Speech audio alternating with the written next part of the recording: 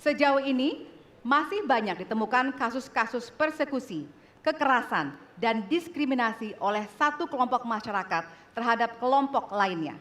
Pertanyaannya, apa kebijakan Anda untuk melindungi warga negara dan memperkuat toleransi dalam masyarakat Indonesia yang majemuk? Waktunya 2 menit dimulai dari sekarang. Setiap pelanggaran hukum tidak boleh dibiarkan tak dihukum. Karena apabila dibiarkan, dia akan menular dan dia akan dianggap sebagai sesuatu yang benar. Karena itu langkah yang pertama adalah setiap kali ada pelanggaran dikerjakan oleh siapapun, kapanpun, dimanapun, maka tegakkan aturan, tegakkan hukum. Nomor 1. Yang kedua, ketika kita berbicara kerukunan, maka kita harus melakukan usaha berkomunikasi dengan semua. Negara tidak boleh memusuhi salah satu unsur yang ada di masyarakat. Nggak boleh. Negara adalah penyelenggara yang harus menjangkau semua.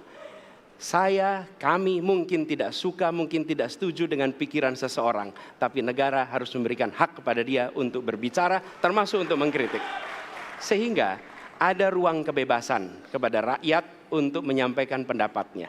Jadi kita harus sadar, negara bukan mengatur pikiran, negara bukan mengatur perasaan, negara mengatur tindakan. Di situ kita atur. Dan bila melanggar, maka itu dilakukan tindakan penegakan hukum.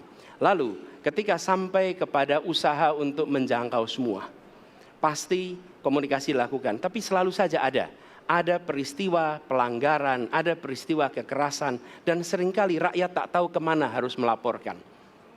Dan ketika mereka berhadapan dengan pihak lain, seringkali mereka membutuhkan bantuan hukum. Karena mereka berhadapan dengan berbagai unsur yang ada di masyarakat. Karena itu kami merencanakan membuat sebuah program yang disebut sebagai online untuk pelayanan pengacara gratis. Jadi ini adalah online pelayanan gratis. Yang kami sebut sebagai, istilah yang kami gunakan adalah Hotline Paris. Itu namanya kira-kira. Nah, dengan cara begitu, maka rakyat mengalami masalah bisa minta tolong kepada negara untuk didampingi pengacara dari negara. Terima kasih. Baik. Terima kasih.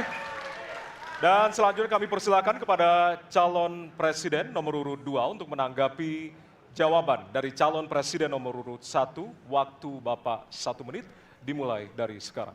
Saya kira yang sangat dirasakan oleh banyak kelompok, terutama kelompok minoritas, Pak.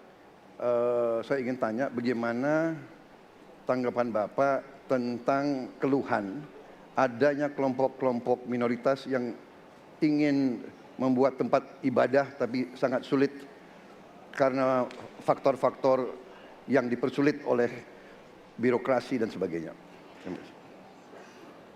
Masih ada waktu, Bapak? Cukup. Sudah cukup? Baik, terima kasih. Selanjutnya kami persilahkan kepada calon presiden nomor urut 3 untuk menanggapi jawaban calon presiden nomor urut 1. Waktunya 1 menit dimulai dari sekarang. Ada yang lebih penting saya kira meskipun seluruh proses memang harus dilalui.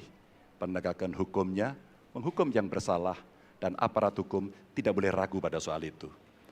Tapi ketika kemudian kita kembalikan pada persoalan yang potensial muncul, itulah kenapa Pak Mahfud kemarin di Sabang berbicara dengan banyak tokoh agama. Agar di samping pendidikan agama, mereka memberikan juga pendidikan budi pekerti. Agar kemudian dia bisa mengerti sejak awal bagaimana berbeda dalam suku, agama, golongan, sehingga mereka akan bisa bareng-bareng memahami. FKUB, tokoh masyarakat semua dilibatkan dalam proses keseharian dalam pengambilan keputusan. Kalau itu bisa terjadi, rasa-rasanya bangsa ini akan membangun harkat dan martabatnya karena kita memang berbeda, tapi kita dipersatukan. Masih ada waktu, Bapak? Cukup. Ya. Dan selanjutnya, kami persilakan kepada calon presiden nomor urut 1 untuk merespon tanggapan dari kedua calon presiden lainnya, dan waktu Bapak 1 menit dimulai dari sekarang. Terima kasih. Pak Prabowo, perlu kami sampaikan bahwa ketika kami bertugas di Jakarta, maka ada begitu banyak izin-izin gereja yang mandek 30 tahun, 40 tahun, dan tuntas dibereskan. Antrian yang amat panjang, yang tidak pernah selesai. Dan kemudian banyak kelompok agama dari mulai Buddha, Hindu, Kristen yang mengalami kesulitan mendirikan tempat ibadah, mereka menerima izin tempat ibadah dan mereka bisa beribadah dengan baik. Dan kalau boleh saya laporkan, dalam sejarah Gubernur Jakarta yang paling banyak memberikan izin rumah ibadah adalah Gubernur Anies Baswedan.